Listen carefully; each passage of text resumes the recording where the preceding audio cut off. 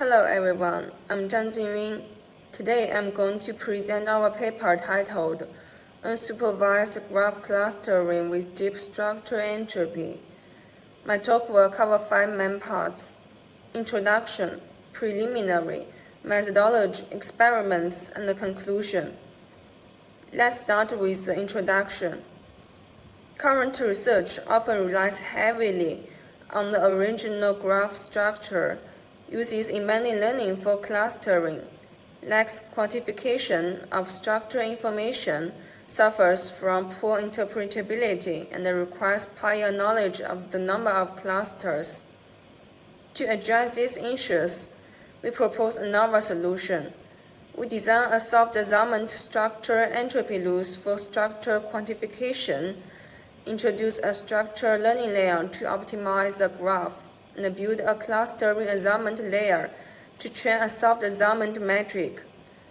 Unlike previous models that obtain clusters from node embeddings, our model derives cluster information directly from the graph structure. To help understand the following equations, we begin by introducing the concept of structural entropy. Structural information theory was first proposed by Professor Li, aiming to measure the information within a graph. It can be interpreted as the uncertainty in the graph under a hierarchical partitioning. In the formula, G alpha denotes the number of cut edges between community alpha and other nodes. VOLG is the total volume of the graph, the sum of node degrees, and this represents the parent node of alpha in the encoding tree. Next, I will introduce our model in detail. Our model is called DeSE, and its architecture is shown here.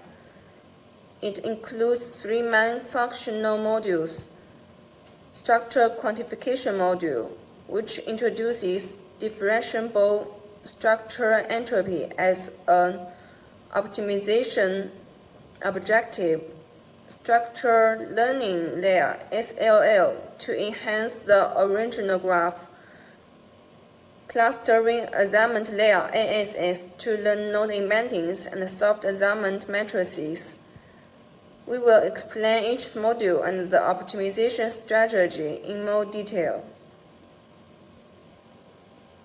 In the structural quantification module, we convert the binary belonging, not belonging relation between nodes and the clusters into a probabilistic one. This leads to the concept of soft assignment structural entropy. We represent the total structural entropy as the sum of entropy at each level and introduce the direct assignment metric S, representing allocation probabilities between adjacent layers, and the indirect assignment metric C, representing the probability of a leaf node being assigned to an intermediate community. We redefine the calculation of cut edges and the volume accordingly, enabling structural entropy to be computed via these matrices. The structural learning layer aims to enhance the original graph using feature information X, dynamically optimizing the graph structure during training. First, we map node features into a low-dimension node space using an MLP. Then for each node, we use the GNN algorithm to find the top k neighbors and build an attribute graph with unweighted edges. As GNN can produce asymmetric relationships, we adjust the adjacency metric to ensure symmetry while preserving directional information.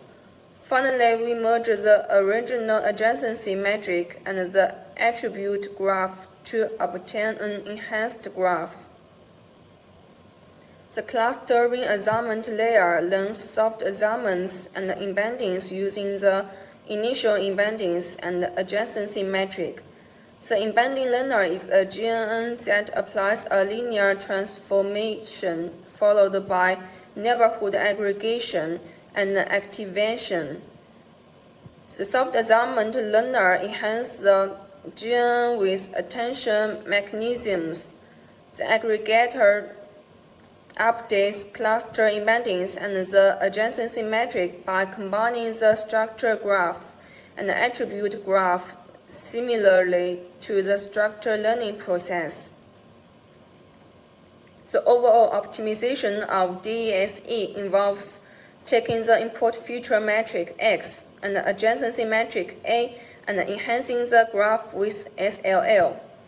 Using GNN to transform sparse high-dimensional features into node embeddings E, passing through multiple clustering assignment layers to obtain soft assignment matrices SK, and optimizing the clustering task using structural entropy loss SE and the negative sampling cross-entropy loss CE. Now let's look at the experimental results. We evaluate DESE on 4 benchmark datasets against 8 strong baselines using NMI, ARI, ACC, and FE as metrics. DESE significantly outperforms baselines. It ranks first in 12 out of 16 metrics and second in 3 others. Our model achieves the best NMI scores across all datasets.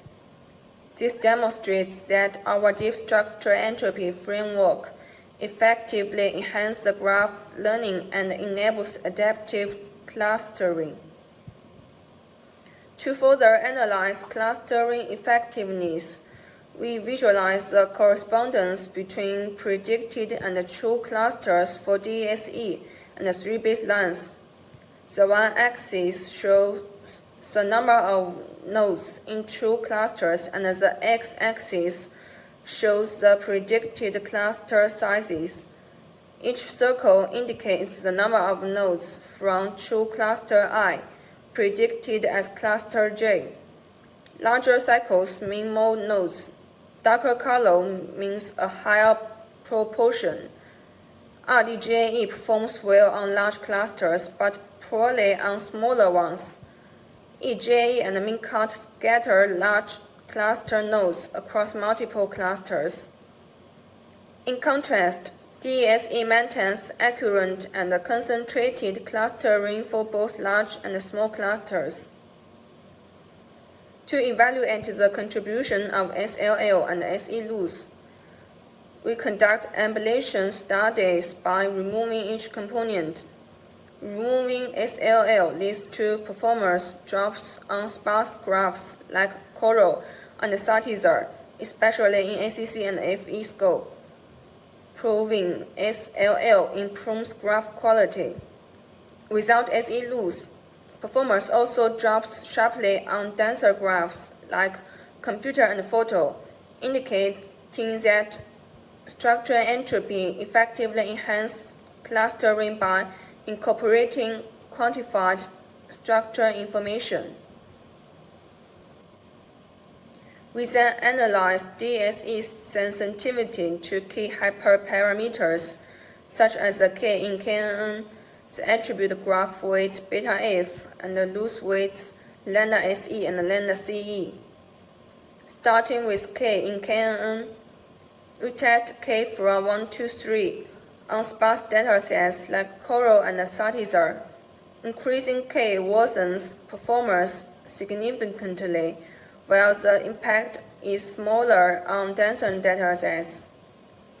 This shows that although adding neighbors helps structure enhancement, too many neighbors may introduce noise. We also test degree-based K settings, but the best performance still occurs at K equal to 1. To distinguish meaningful from random edges, we test a random KNN variant, adding one random edge, which performs worse than K equal to 1. Confirming KNN helps recover missing but meaningful edges.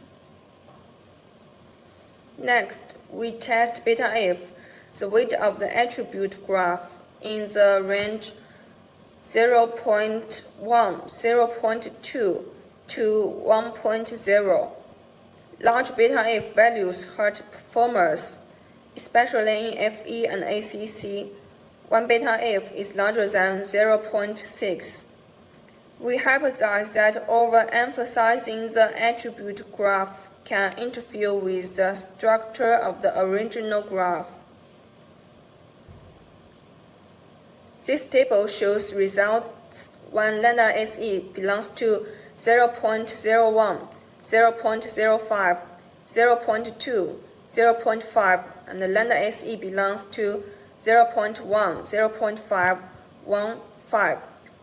Optimal choices vary per datasets, but SE loose generally prefers small coefficients, while CE loose prefers larger ones.